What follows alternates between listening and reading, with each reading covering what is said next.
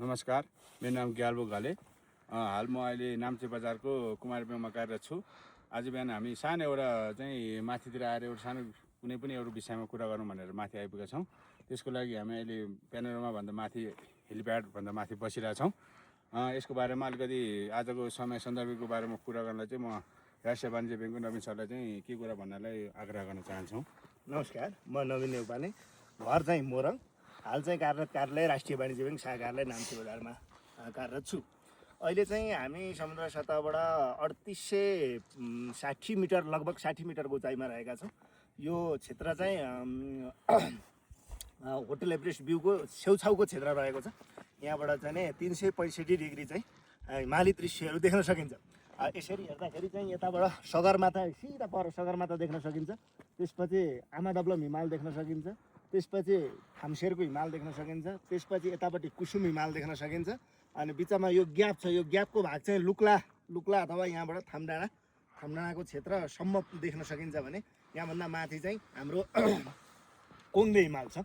यो कोङ्दे हिमालको साइडमा पनि एउटा माथि डाँडामा होटल पनि छ। त्यहाँ चाहिँ नि यति ग्रुप अन्तर्गतको होटल पनि रहेको छ भने त्यसपछि यता चाहिँ नि थामे हिलारी पिक, थामे बस्ती, हिलारी पिक लगायतका देखिन्छ भने यो साइडबाट चाहिँ ठ्याक्क हाम्रो रामसारको सूचीमा रहेको चाहिँ नि गोक्यो लगायतका लेकहरू पनि त्यहाँ अवस्थित रहेका छन्। अब आज हामीले चाहिँ यही ठाउँमा आएर होइन हामी नाम्चे बजाई सहरको बसाइ लगभग कति वर्ष? मेरो लगभग अब 9 महिना पुग्न सहरको बसाइ 9 महिना, मेरो बसाइ पनि 3 वर्ष पूर्ण भइसक्यो आज। अनि नाम्चेको बसाइमा चाहिँ के अनुभव भयो त होइन, यो नै विषयमा चाहिँ छलफल गरौँ न। किनभने भोलि नाम्चे हेर्न, दर्शन गर्न, घुम्न आउने मान्छेका लागि चाहिँ के हुन्छ त भन्ने विषयमा चाहिँ हामीले छलफल गर्नेछौँ। मैले गेल्बो सरलाई चाहिँ यहाँको 9 महिनाको बसाइ चाहिँ संक्षिप्तमा कस्तो रह्यो भनेर चाहिँ नि प्रश्न गरेँ। 9 महिनाको अन्तरालमा चाहिँ के हो भन्दाखेरि पहिल्यैदेखि चाहिँ यहाँ नाम्चेभन्दा माथिको हिमालयहरूमा सगरमाथा जानेहरूमा चाहिँ एकदम जाने पहिल्यैदेखि इच्छा थियो। त्यो इच्छा हुँदा पनि एकदम अब आफ्नो भाग्यले भनौँ केले भनौँ अब ब्याङ्कको जागिरको सिलसिलामा चाहिँ यता माथि आयो, नाम्चे बजारमा बसियो। एकदम आजकलको सन्दर्भ हेर्ने भने एकदम चिसो छ, मजा आएको छ। चारैतिर हिमाली काखमा बसेर चाहिँ चिसो हावाको आनन्द, चिसो पानीको एकदम आनन्द लिएर बसिरहेको छौँ। अब चाहिँ अझै पनि अब यो माघ महिनातिर चाहिँ मजाले हिउँ परेको बेलाको चाहिँ अब भ्यूहरू अझै पनि हेराउन बाँकी छौँ। अब त्योभन्दा अगाडि अब पुरानो वर्षहरूमा हिउँ कतिको पर्थ्यो, के हुन्थ्यो, त्यसको बारेमा चाहिँ अब तपाईँले के कुरा भनिदिनुहोस् न त। म यहाँ नाम्चे आएको चाहिँ 79 साल पौषको 10 गते नाम्चे आएर बसेको। अनि पौष 10 गते आइपुग्दाखेरि त्यो वर्षभन्दा अघिल्लो वर्ष चाहिँ तुलनात्मक रूपमा 500 फिटसम्म हिउँ परेको थियो अरे यहाँ स्थानीयवासीले भनेअनुसार। भने म आएका वर्षभन्दा पछिको कालखण्डमा त्यति धेरै हिउँ परेको छैन। बरु यसै वर्ष अस्ति सिजनभन्दा अगाडिको समयमा हिउँ परेका कारणले यहाँ चाहिँ माथि हिमालमा हिउँ देख्न पाइएको छ। नत्र चाहिँ म 3 वर्ष बसिकन त्यो 3 वर्षीय अवधिमा त्यति धेरै हिउँ परेको चाहिँ अनुभव छैन मेरो पनि है। तथापि अब थोरबहुत अलिअलि हिउँ परेको, यो क्षेत्रमा थोरबहुत अलिअलि हिउँ परेको 1-2 फिटसम्म परेको चाहिँ हो। तर त्योभन्दा अघिल्ला वर्षहरूमा चाहिँ तुलनात्मक रूपमा अलिक बढी पर्थ्यो भनेर यहाँको स्थानीयवासीहरूले चाहिँ अथवा पुराना भुक्तभोगीहरू जो घुम्न आउनु भएको थियो उहाँहरूले पनि बताउने गर्नुहुन्छ।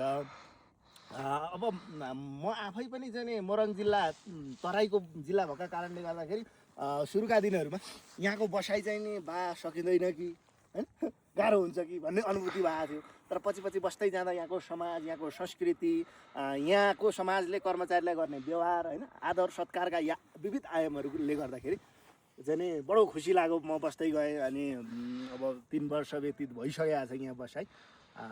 यही सन्दर्भमा चाहिँ नि अब गेल्बो सरसँग भेट भयो होइन, यहाँभन्दा अगाडिका साथीहरूसँग पनि भेट भयो, चर्चा परिचर्चा भयो, विविध विषयमा आफ्ना चाहिँ तर्क परितर्कहरू राखियो होला, यस्तै भयो। अनि अब त्यसरी गर्दै जाँदाखेरि जस्तै गेल्बो सर सुरुमा आउँदाखेरि चाहिँ बाटामा चाहिँ तपाईँलाई कस्तो अनुभव भएको थियो त? सुरुमा आउँदाखेरि हुन्छ नि म नाम्चे जाँदैछु भन्दाखेरि एक किसिमको हुन्छ नि आफ्नो कस्तो ठाउँमा जाँदैछु होला, के हुन्छ होला त्यहाँको समाज भन्ने अनुभूति भएको थियो, कस्तो भएको थियो त आउने सन्दर्भमा? म जब काठमाडौँबाट लुक्ला एयरपोर्टमा झरेँ त्यसपछि चाहिँ आउने बित्तिकै के भन्दाखेरि एकदम चिसो भयो कि म लगभग चैत महिनामा आउँदा पनि चिसो भयो।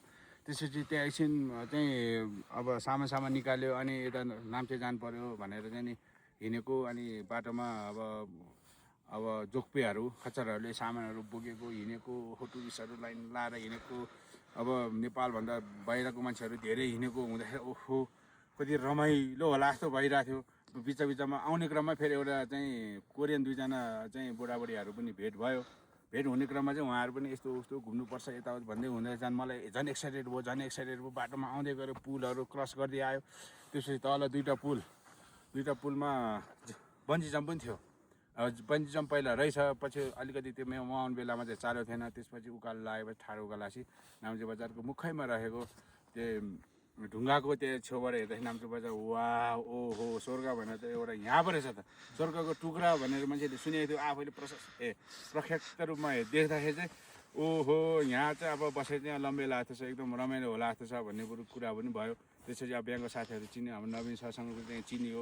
अब अरू ब्याङ्कको अब सिद्धार्थ ब्याङ्कको सरहरूसँग नि चिन्यो। एकदम घुमघाम गऱ्यो, रमाइलो गऱ्यो। माथि जाउँ अब यतिकै के बस्नु भने माथि गयो। अब माथि जाने क्रममा चाहिँ म 3 बजेसम्म मात्रै पुग्यो। त्योभन्दा माथि चाहिँ कस्तो हुने रहेछ 3 बजेभन्दा माथि एकदम मलाई जाने इच्छा चाहिँ अझै पनि छ। 3 बजेभन्दा माथि अब बेस क्याम्प, त्यसपछि अब अरू के हो चोला पासहरू रेन्जो पासहरूमा जाने इच्छा चाहिँ छ। तर बाटोको अवस्था अलिकति भिरालो छ अरे भनेर सुनेर चाहिँ मलाई अब डर लागे तापनि अझै जाउँ चाहिँ लागिरहेछ। यसको बारेमा तपाईँहरूले एक राउन्ड अब हानिसक्नु भएको छ। अब कस्तो हुँदो रहेछ यसो अब नयाँ आउने अब यहाँ अब माथिल्लोमा आउने मान्छेहरूलाई चाहिँ अब कस्तो हुँदो रहेछ, के हुँदो रहेछ भने तपाईँले अब तपाईँको एक्सपिरियन्स चाहिँ केही कुरा तपाईँले यसो जानकारी गराइदिनु भयो भने अरू सब जो आउनुहुन्छ त्यसलाई पनि सजिलो हुन्थ्यो। यसको बारेमा तपाईँले मिलाएर यसो गेल्बेसरका सन्दर्भमा चाहिँ यस्तो किस्सा छ कि गेल्बेसर म 3 महिनाका लागि आएको नभए सर, अब म 3 महिनापछि गइहाल्छु भन्नुहुन्थ्यो। तर यहाँको प्राकृतिक छटाले, यहाँको प्राकृतिक सुन्दरताले यसरी आकर्षित गर्यो सरलाई होइन। अब जानुपर्छ होला भन्दै 9 महिना बितिसकेको छ। सर चाहिँ तेङबोचेसम्म पुग्नु भएको छ। म चाहिँ माथि बेस क्याम्पसम्म पनि पुगेको छु, यता रेन्जो पास पनि गोक्यो पनि पुगेको छु, गोक्यो 2 ताली पुगेको छु। अब तेङबोचेभन्दा माथि जाँदाखेरि अधिकांश चाहिँ नि अब तेङबोचेभन्दा माथिल्लो भूभागमा चाहिँ पाङबोचे, दिबोचे, दिङबोचे लगायतका चाहिँ नि लोबोचे, गोरखसेप लगायतका गाउँहरू बस्तीहरू रहेका छन्। अब त्यसमा विशेष गरी यहाँ आउने पर्यटकहरू घुम्न जाने भनेको 3 पासमा जानुहुन्छ उहाँहरू होइन। 3 पासमा जानुहुन्छ अनि बेस क्याम्प जानुहुन्छ। 3 पास खुङवाला पास भन्छ, चोला पास भन्छ, रेन्जो पास भन्छ, 3टा पास भयो। त्यसपछि सगरमाथा आधार शिविर अथवा बेस क्याम्प जानुहुन्छ अनि गोक्यो जानुहुन्छ। विशेष गरी यहाँ आउने पर्यटकहरूको यात्राको चाहिँ त्यो सर्किट चाहिँ लगभग त्यही हो।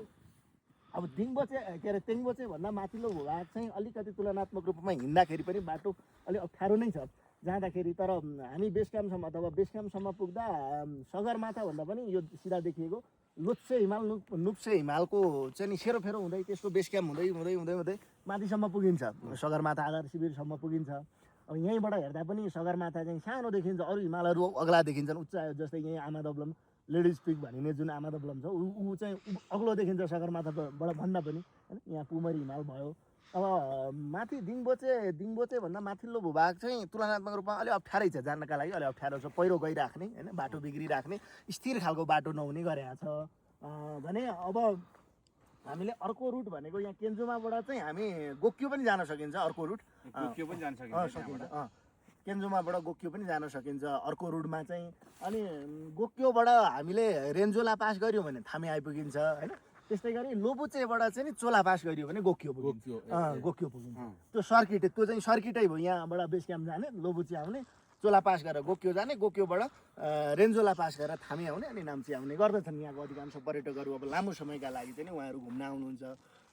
यहाँको बसाइ तुलनात्मक रूपमा भने नि अब हामी जस्तै सरलाई त अझै चाहिँ हिमाली दृश्यको अझै अनुभव भएको मान्छे मेरा हकमा चाहिँ होइन। म चाहिँ तर जन्मिन त ताप्लेजुङमा जन्मेको, तर मलाई त्यति धेरै अनुभव छैन होइन। जन्म हिमाल चाहिँ हुन चाहिँ हिमाली जिल्ला ताप्लेजुङमै जन्मिन चाहिँ, तर मलाई त्यो हिमालको अनुभव त्यति धेरै थिएन। तर यहाँ आइपुग्दाखेरि चाहिँ नि वास्तवमा हिमालको अनुभव अथवा हिमालका काखमा बस्दा अथवा अरू साथीहरूलाई यो यहाँ आउने जुन रहर, जुन हुटुटी छ नि, त्यो हुटुटीको आयाम देख्दाखेरि ओहो मलाई चाहिँ नि राम्रै ठाउँमा पठाइदिएछ भन्ने चाहिँ नि संस्थाप्रति पनि म चाहिँ नि कृतज्ञ छु। अब तर त्यति भन्दै पनि एकै ठाउँ भनेको मान्छेलाई सधैँ मन पर्दैन नि। संस्थाले पनि चाहिँ नि 2-3 वर्षमा परिवर्तन गरिदिइराख्दाखेरि हामीहरूलाई पनि सहज हुन्छ। हामीलाई पनि ज्ञान अनुभवका विविध आयामहरू चाहिँ नि हामीलाई पनि प्रबल हुने गर्दछन्। त्यस्तो छ। अब यहाँको मुख्य चाहिँ नि अब यहाँको मुख्य पेसा भनेको पर्यटन पेसा नै, पर्यटन नै भनौँ न। अहिले हेर्दाखेरि पर्यटन जस्तै यहाँको मुख्य पेसा पर्यटकै हो। यहाँ चाहिँ नि अब मुख्य पेसा चाहिँ पर्यटकै हो। अब किनभने ठुला ठुला होटलहरू पनि छन्। अब त्यस्तो स्टार भनेका होटल त छन् होला, तर यहाँ वर्गीकरण गरेका छैन। वर्गीकरण गरेका छैन। फलानु स्टारको भन्ने चाहिँ अब भनाइ चाहिँ 4 स्टार भन्छौँ हामी होटल एभरेस्ट भ्यूलाई चाहिँ। त्यो चाहिँ जापान लगायतका जापानको चाहिँ लगानीकर्ताहरूले बनाएको संरचना अरे धेरै अघि चाहिँ नि जिरीबाट सिमेन्ट बालुवा रड बोकेर चाहिँ नि ल्याएर बनाएको संरचना हो। धेरै पुरानो चाहिँ नि जिरीबाट चाहिँ नि सिमेन्ट बालुवा बोकेर ल्याएर बनाएको संरचना भन्छन् होटल एभरेस्ट भ्यू। जहाँबाट चाहिँ सगरमाथाको दृश्य एकदमै चाहिँ नि सुन्दर ढङ्गले अथवा ठ्याक्कै केन्द्रमा देखिन्छ। आँगनबाट हेरे जस्तो अनुभूति हुन्छ। होटल एभरेस्ट भ्यू लगायतका अब माथिल्लो भेगमा चाहिँ नि अब यहाँ जस्तै होटल एभरेस्ट भ्यूबाट चाहिँ उता सगरमाथाको पाटो राम्रो देखिन्छ। यो हामी उभिएका ठाउँबाट चाहिँ फेरि 365 डिग्री यहाँबाट देखिने हिमाल जति सबै देखिन्छ। अहिले हेर्नु त घाम लागेपछि त मस्त अब त्यो चाहिँ नि हिमाली दृश्य चाहिँ नि टलक्क टल्केको देखियो, सबैतिर टलक्क टल्केको देखियो। अब यहाँको बसाइ त्यही तुलनात्मकमा अलिक चिसो हुने होइन, त्यही त तुलनामा चिसो हो, तर बस्नलाई चाहिँ फेरि यहाँ एकदम आनन्द के। पुस र माघको समय अवधि पुस र माघ चाहिँ अलिक गाह्रो नै हुँदो रहेछ। यहाँको एउटा के समस्या छ भने विशेष गरी गैर शेर्पा समुदायको मान्छे जो बस्छ यहाँ, त्यो बस्ने मान्छेको चाहिँ रगत बाक्लो हुने समस्या देखिँदो रहेछ।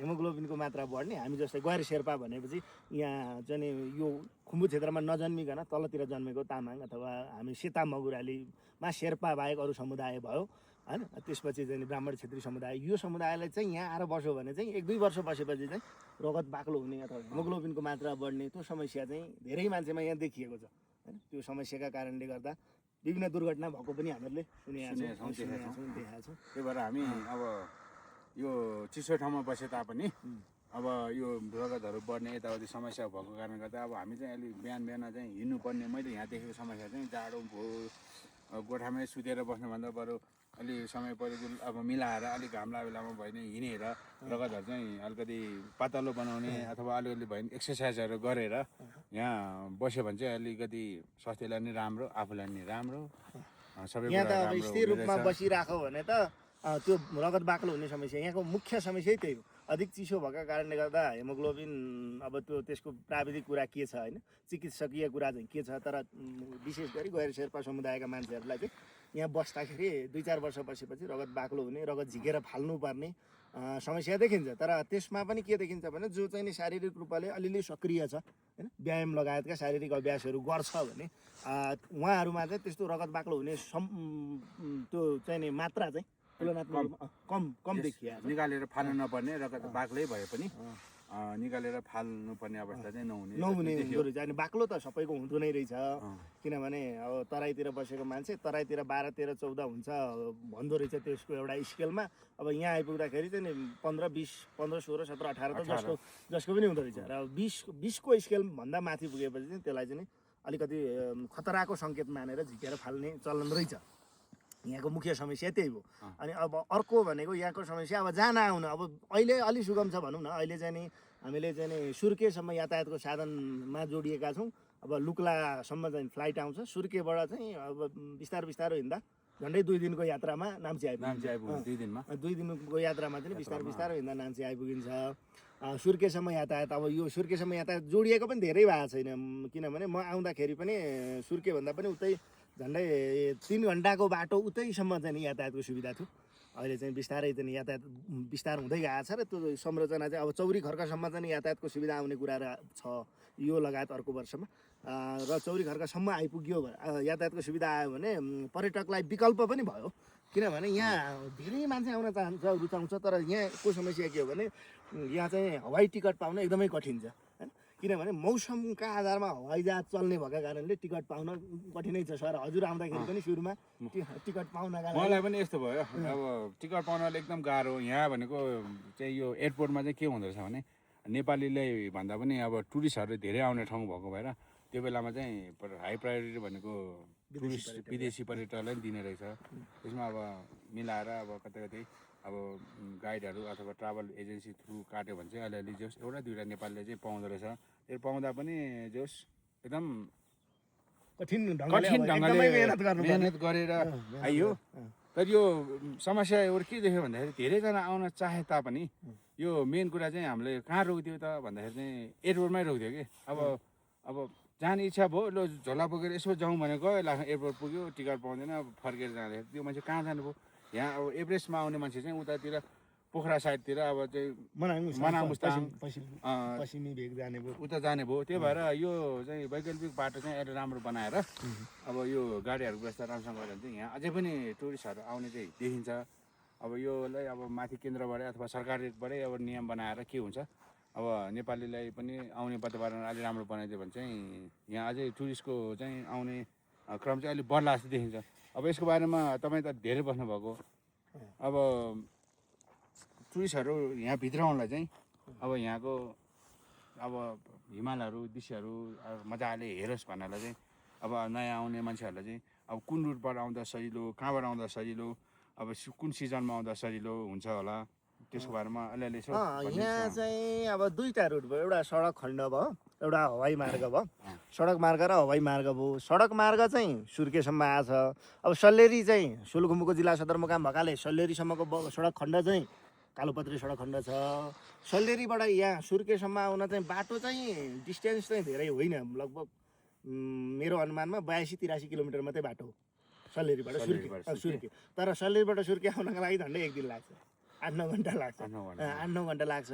त्यही भएर एउटा विकल्प त्यो भयो। अब कच्ची सडक छ त्यहाँ बुलेरोहरू मात्रै चल्छन्। अस्ति पालिकाले 1-2वटा बस त चलाएको थियो तर एकदमै साँघुरो बाटो भएको कारणले बस चलाउन निकै कठिनै छ बाटो। एउटा चाहिँ नि हवाई के अरे यातायातको मार्ग भयो होइन। अर्को चाहिँ हवाई मार्ग भनेको अब काठमाडौँबाट चाहिँ नि मात्रै आउँछ। अब सिजनमा चाहिँ के गर्ने गरेको छ भने काठमाडौँबाट चाहिँ नि एयरक्राफ्टमा चाहिँ त्यो चाहिँ नि जाम हुन्छ अथवा क्लाउडिङ हुन्छ भनेर यता रामेछाप झार्ने मन्थली झार्ने गरेको छ। सिजनमा चाहिँ लुक्ला टु मन्थली फ्लाइट हुने अनि मन्थलीबाट यातायातको साधनमा काठमाडौँ जाइन्छ। किनभने अब त्यो समयमा 30-40-50 फ्लाइट हुन्छ। अब काठमाडौँमा हुँदा एयर ट्राफिकिङ बढी हुन्छ होइन क्राउड बढी हुन्छ भनेर चाहिँ नि रामेछाप मन्थली झार्ने गरेको छ। नत्र अन्य अवस्थामा चाहिँ यहाँ चाहिँ अन्य अवस्थामा चाहिँ काठमाडौँदेखि लुक्ला सिधै फ्लाइट आउँछ। अहिले पनि काठमाडौँ लुक्ला फ्लाइट आउँछ। अब यसो पनि छ अब एउटा समस्या के छ भने रामेछाप फ्लाइट गर्दाखेरि रामेछाप त्यत्रो पर्यटकीय केन्द्र पनि होइन अनि रामेछाप भनेको एउटा वैकल्पिक मार्गका रूपमा मात्रै त्यहाँको एयरपोर्ट प्रयोग गरेको। त्यही भएर आउने जुन पर्यटक छ त्यो पर्यटकका लागि चाहिँ त्यहाँ बस्न साह्रै समस्या छ। अब त्यो त्यहाँ होटल व्यवसाय त्यत्रो धेरै पनि छैन पर्यटकीय केन्द्र पनि होइन त्यो होइन अनि अब हेर्न केही पनि छैन। अनि काठमाडौँबाट आएर रामेछाप बसेपछि त्यो दिन मौसम बिग्रेर फ्लाइट भएन भने चाहिँ त्यहाँ चाहिँ धेरै समस्या छ। एउटा समस्याका रूपमा त्यो चाहिँ छ। अब यस्तो हुन्छ अब यसमा हामीले अघि चर्चा गरे अनुसार चाहिँ नि हवाई टिकट पाउन अलिक कठिनै छ निकै नै पार लाउनुपर्छ। सिजनमा त निकैजनालाई चाहिँ सल्लाह गरेपछि बल्ल बल्ल चाहिँ त्यो टिकट उपलब्ध हुन्छ। अब त्यो भयो यहाँ। अनि अब दोस्रो कुरा यहाँ के छ भने अब यहाँ हिजो अस्ति पनि यहाँ युथ ग्रुपले नाम्चे युथ ग्रुपले चर्चा गरेको एउटा विषय के थियो भने अब ठिक छ भोलि चाहिँ नि चौरी खर्कसम्म चाहिँ नि यातायात सुविधा आयो भने त चौरी खर्कबाट नाम्चे भनेको त धेरै समय लागेन 3-4 घन्टा 5 घन्टामा चाहिँ मान्छे नाम्चे हिँडेर आइपुग्छ भनेको। काठमाडौँबाट राम्रो बाटो सडक खण्ड हुनु हो भने त एकै दिनमा चौरी खर्क 3-4 घन्टामा नाम्चे भनेपछि त त्यो त्यसरी आउने जुन पर्यटक छ त्यसलाई कसरी व्यवस्थापन गर्ने त। भोलि त चाहिँ आपराधिक क्रियाकलाप पनि बढ्लान् यातायातको सुविधा होइन अन्य कुराहरू पनि बढ्लान्। अब त्यो कुरालाई कसरी म्यानेज गर्ने भनेर अस्ति नाम्चे युथ ग्रुपले पनि एउटा गरेको थियो। त्यो कसरी म्यानेज गर्ने भन्दा पनि विशेष चाहिँ त्यतिखेर चाहिँ युथ ग्रुपले एउटा कुरा के गरेको थियो भने हरेक होटलको चाहिँ नि डेटा सेन्टर बनाउने अथवा एउटा डेटाबेस बनाउने बित्तिकै कुन होटलको क्षमता कति छ कुन होटल कुन समय खाली छ होइन त्यो डेटाबेस हुने बित्तिकै चाहिँ नि पर्यटकलाई चाहिँ नि म्यानेज गर्नका लागि यहाँ एउटा लज तथा होटल एसोसिएसन छ। त्यो लज तथा होटल एसोसिएसन मार्फत पर्यटकलाई चाहिँ बस्ने व्यवस्था मिलाउने भनेर चाहिँ नि त्यो निर्णय भएको छ। त्यो सल्लाह पनि भएको छ त्यो सल्लाह भएको छ।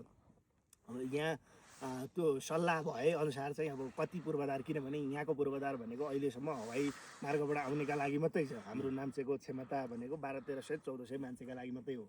अहिले। तर त्यो जुन सडक मार्गबाट आइदिएको मान्छे चाहिँ सङ्ख्या बढेर गइदियो भने चाहिँ त्यो पनि एउटा चाहिँ यहाँको मुद्दा हुनसक्छ। बस्नलाई कठिनाइ हुने भयो। बस्नलाई कठिनाइ, किनभने अहिले आउन नै कठिन छ, भोलिपछि बस्न पनि कठिन हुनसक्छ होइन, त्यो पनि हुनसक्छ। त्यस्तो छ अब यहाँको।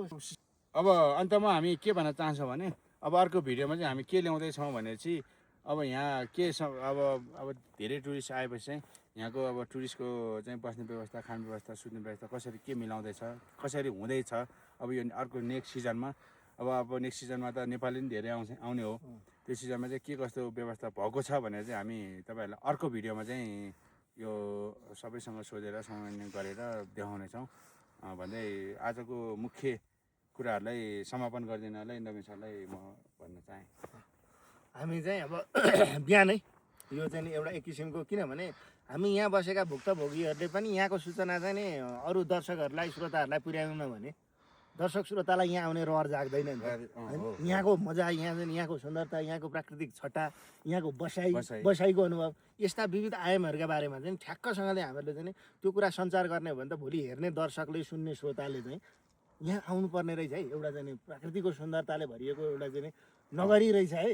नाम्चे लगायतको उपल्लो क्षेत्र चाहिँ त्यो प्राकृतिक सुन्दरताले भरिएको एउटा नगरी रहेछ, त्यो नगरीमा आउनुपर्छ है भन्ने चाहिँ अनुभूति होस् भनेर हामीहरूले यो हिजो अस्ति 2-4 दिन अगाडिदेखि योजना बनाएर यो चाहिँ नि कार्यक्रम गरे। अब क्यामेरा पर्सनमा हाम्रो सोमराज सर हुनुहुन्छ होइन, अघिल्लो सर, म, सोमराज सर, 3 जना बिहानतिर आएको थियौँ। अहिले यहाँ अत्यन्त राम्रोसँग घाम लागेको छ, हिमाल टलक्क टल्केको देखिन्छ। यति भन्दै अर्को भिडियोका लागि फेरि हामी अर्को भिडियो लिएर उपस्थित हुने बाचा गर्दै तपाईँहरू केही के आउँदो रहेछ भनेर उत्सुकताका साथ सुन्नलाई पर्खिरहनु होला भन्दै आज हामी आजको भिडियोलाई यहीँ मार्छौँ। हस् त।